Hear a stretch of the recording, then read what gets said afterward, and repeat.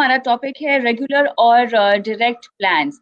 तो regular plan mutual funds का क्या होता है और डायरेक्ट प्लान क्या होता है, ये बताएं फिर सबसे पहले। Kavita ji, direct and regular. Direct वो स्कीम होती है, हर म्यूचुअल फंड स्कीम में दो ऑप्शन होते हैं, डायरेक्ट और रेगुलर। डायरेक्ट में आप का कोई एडवाइजर नहीं होता, तो डायरेक्टली आप एसेट मैनेजमेंट कंपनीज की इन्वेस्टमेंट्स कर लेते हैं। तो जो भी कमीशन जो एडवाइजर को जाना होता है, जो आपकी मदद करता है, वो नहीं होता। तो direct option is an option where you directly go to AMC, जैसे नाम दर्शाता है। रेगुलर ऑप्शन में एक ब्रोकर कोड डालना पड़ता है। वो ब्रोकर कोड डालना उसका होता है, जो एडवाइजर होता है वो अपना ब्रोकर कोड डालता है, तो वो रेगुलर ऑप्शन में पैसे जाते हैं। तो रेगुलर और डायरेक्ट में ये अंतर है कि जो कॉस्ट या जो ब्रोकरेज जाती है एडवाइजर को, उतनी डिस्काउंट इन्वेस्टर को मिल जाती है। जैसे कोई भी आम बिजनेस में होता है, अगर आप गाड़ी डीलर के थ्रू खरीदते हैं या फिर डायरेक्टली खरीद लेते हैं कंपनी से, काफी बार ऐसी स्कीमें भी निकलती हैं, तो वैसे ही आप डायरेक्टली एसेट मैनेजमेंट कंपनी से खरीदने वाली स्कीम को डायरेक्ट कहते हैं, एडवाइजर के माध्यम से खरीदने वाली को रेगुलर कहते हैं।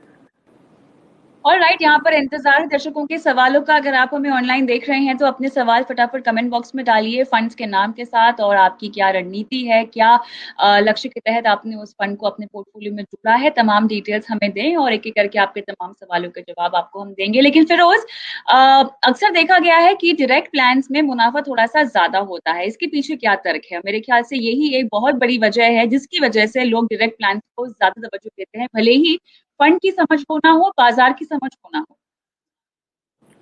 Yes, so I think direct plan में ऑलमोस्ट 0.8 से 0.9% पर एनम आपको ज्यादा मिलता है। अगर लाख रुपए की बात करें तो एक साल में 800 से 900 रुपए का फायदा इन्वेस्टर को होता है उसी स्कीम में, अगर डायरेक्ट खरीदे तो। रेगुलर से डायरेक्ट में यह अंतर होता है, लाख रुपए पे 0.8% होता है, 800 रुपए का फायदा हर साल निवेशक को होता है। बट इसमें ये बहुत इंपॉर्टेंट है, जैसे अगर आनंद राठी ब्रोकर है, आईएमएफ डिस्ट्रीब्यूटर है, वो स्कीम से कब निकलना है उसकी भी एडवाइस देता है। तो वो पूरी रिसर्च जो आपको म्यूचुअल फंड चूज करने में मदद करती है, क्या उससे 1-2% का ज्यादा फायदा हो ही जाता है क्लाइंट का डिस्ट्रीब्यूटर को रखने में? मेरे हिसाब से हो जाता है। आपको एक आंकड़ा दिखाना चाहूंगा मैं। इस कैलेंडर ईयर में जनवरी से अगर पास्ट परफॉर्मेंस के आधार पे स्कीमें खरीदी जाती, 1 जनवरी को पास्ट परफॉर्मेंस के आधार पे अगर स्कीमें खरीदी जाती तो 11.5% का रिटर्न मिलता। अगर आनंद राठी का रिसर्च मॉडल यूज करके वो 10 स्कीमें खरीदी तो 15.5 का रिटर्न मिला है इस 5 महीने में।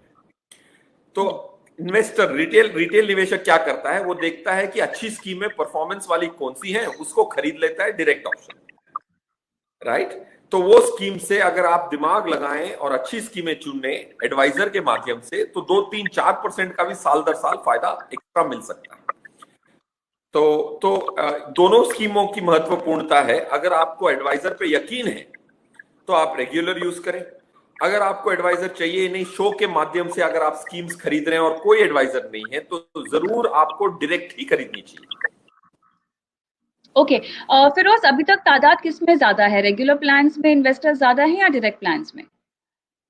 अगर मैं इसको न्यूमेरिकली आंसर करूं तो इंस्टीट्यूशंस डायरेक्ट को ज्यादा प्रेफर करती हैं और इंडिविजुअल्स रेगुलर को ज्यादा प्रेफर करते हैं, क्योंकि इंस्टीट्यूशंस, अगर कोई बड़ी सी कंपनी है उसके पास हजारों करोड़ एक्स्ट्रा पड़े हैं तो उनके पास खुद की टीम होती है, तो वो डायरेक्ट लेते हैं। और अगर मैं पूरी इंडस्ट्री का आंकड़ा बताऊं तो इक्विटी में रेगुलर की मात्रा बहुत ज्यादा है, लिक्विड फंड में डायरेक्ट की मात्रा ज्यादा है, क्योंकि उधर इंस्टीट्यूशन ज्यादा होते हैं। ऑलराइट, और लगभग सभी तरह के फंड्स में आपको रेगुलर डायरेक्ट स्कीम्स मिल जाएंगी या केवल चुनिंदा इक्विटी स्कीम्स में ही ये ऑप्शन अवेलेबल है? ये ऑप्शन हर स्कीम में अवेलेबल है, starting from liquid to equity.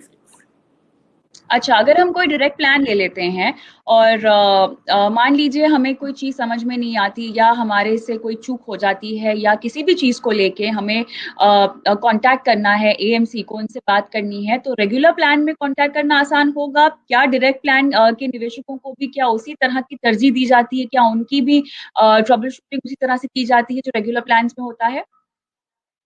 Regular plan में एक एडवाइजर होता है, तो आप अपनी पूरी जो कंसर्न्स है वो एडवाइजर को बता सकते हैं। डायरेक्ट प्लान में आपको एएमसी से ही कांटेक्ट करना पड़ता है। ऑफ कोर्स एएमसी के पास सर्विस टीम्स होती हैं। मेरे हिसाब से आज के करंट दौर में जो सर्विस डिफरेंशियल की बात कर रही है कविता जी, वो काफी कन्वर्ज हो चुका है।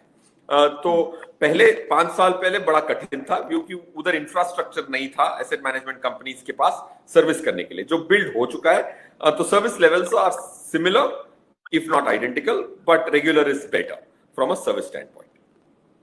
ऑल राइट, तो यहाँ पे देखिए, अगर आपको समझ है, अगर आप ऑलरेडी आपको कौन सा फंड लेना है और किस तरह से आपके लक्ष्यों को सूट करता है, अगर आप ये सब समझते हैं तो आप डायरेक्ट फंड्स ले सकते हैं, डायरेक्ट प्लान्स ले सकते हैं। अगर नहीं तो आपके लिए सुझाव यही होगा कि आप रेगुलर प्लान के जरिए ही म्यूचुअल फंड्स में निवेश करें, वो आपके लिए थोड़ा ज्यादा बेहतर होगा, एटलीस्ट तब तक जब तक आपको खुद को कॉन्फिडेंस नहीं हो अपने इन्वेस्टमेंट में। फिरोज, रेगुलर प्लान अगर हमने लिया, कुछ सालों तक हमने समझा कि ये कैसे कामकाज करता है, जब खुद कॉन्फिडेंस आ जाए तो क्या उसी स्कीम में हम शिफ्ट हो सकते हैं into a direct plan? Yes, उसमें आप डायरेक्ट प्लान में स्विच हो सकते हैं। और ये स्विच करेंगे तो आपकी कॉस्ट कम हो जाएगी। बट ये निर्णय जो है वो एक्सपीरियंस पे सिर्फ निर्भर नहीं करता है, आपका एडवाइजर कितना अच्छा है उस पर निर्भर करता है। क्योंकि एडवाइजर किस्म किस्म के होते हैं, जो स्कीम चुनने में बड़ी रिसर्च करते हैं या थोड़ी सी ऊपरा ऊपरी रिसर्च करके आपको रेकमेंड करते हैं। तो पॉइंट 1, जैसे तजुर्बा बढ़े डायरेक्ट आप जरूर चुन सकते हैं, दैट्स पॉइंट 1। पॉइंट 2, अगर आपके पास अच्छा एडवाइजर मिल गया है और वो आपको स्कीम में एंट्री एग्जिट और पूरी मैनेजमेंट कर रहा है, तो वो 0.8% के पीछे ना भागे, क्योंकि पेनी वाइज पाउंड फुलिश हो जाता है। तो एडवाइजर अच्छा मिल गया इस दौर में, तो please stick to regular forever, क्योंकि अगर वो कमाएगा नहीं तो आपको वो वैल्यू नहीं क्रिएट कर पाएगा। ऑल राइट, और शिफ्ट होने के लिए कोई चार्जेस लगते हैं, कोई तरह की फीस देनी होती है? देखिए, डायरेक्ट टू रेगुलर अगर जाते हैं तो उसमें एग्जिट लोड भी लगता है और कैपिटल गेन की टैक्स भी लगती है। जैसे ग्रोथ टू डिविडेंड स्विच जो होता है उसमें एग्जिट लोड नहीं लगती है, राइट, बट इसमें एग्जिट लोड लगती है।